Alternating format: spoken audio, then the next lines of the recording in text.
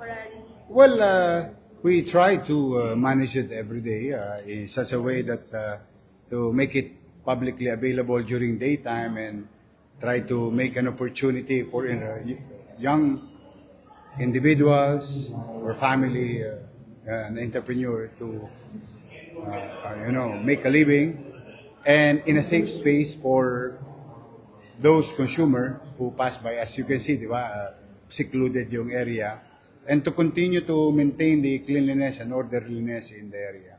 So as long as the people likes it, we will continue it. But syempre, alam mo yan, ano naman yan what do you call this, come and go. So pagdating ng araw na they need to go, they will go. But for now, I'm happy for the students around and the community around accessing good food but affordable in such a way. Marami pong natutuwa dun sa yung food na po doon. How about yung concerns po about safety and cleanliness? Yung safety and cleanliness is the job of the city government. At the same manner, it is also a job for everyone. Kailangan lang shared responsibility. The locator and the one who's consuming food. Yung nakita mo kanina yung sinabi ko sa mag-aaral, uy, lugay nyo naman sa tamang sisid lang. Then, the government will come in every single day. I don't know if you notice it. No? We clean it every day.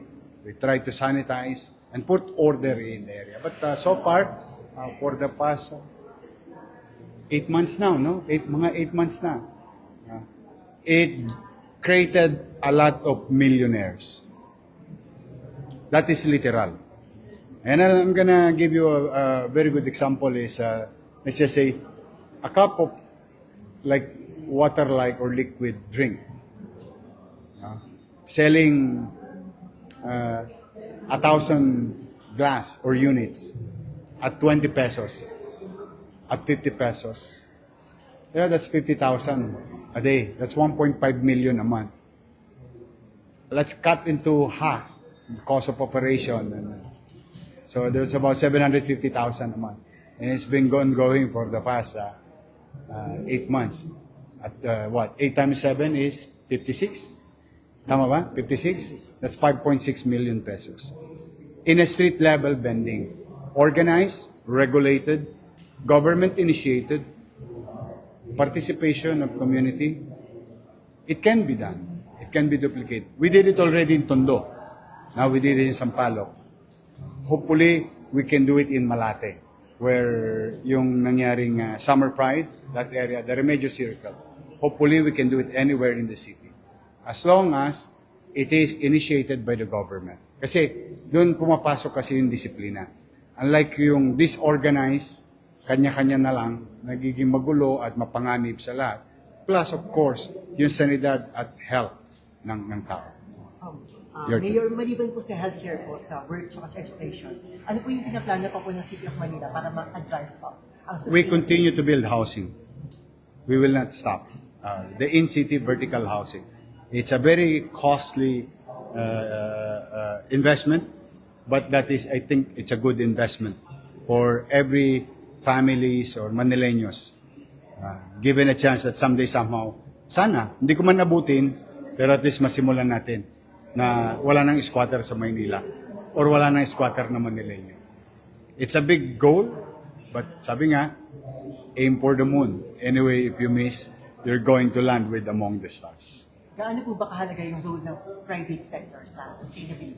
Malaking bagay kasi if we are in sync in our action, the national government, local government, the private sector, and members of the community, you don't have to be a rocket scientist. One way or another, we will reach success in our community and for our people. Mayor, Yes. Besides mo na-mention nyo earlier during sa keynote speech niyo po, in terms of like sustainability, medyo may lenience din also din yung program regarding like green energy, renewable energy. Yes. Is there any problem? Manila is now in the doorstep. Malayo na sa kanto. We are now in the doorstep of acquiring WTE. National government, private sector, national agency, and now local government, all together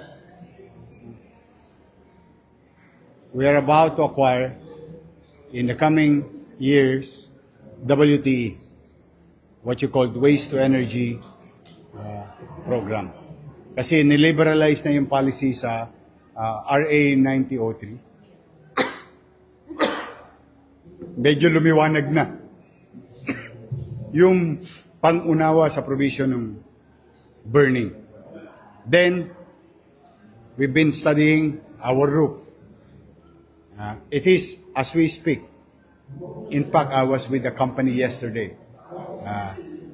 We are really trying to acquire expertise, products, and services from the private sectors to go on with sustainable, clean, renewable energy.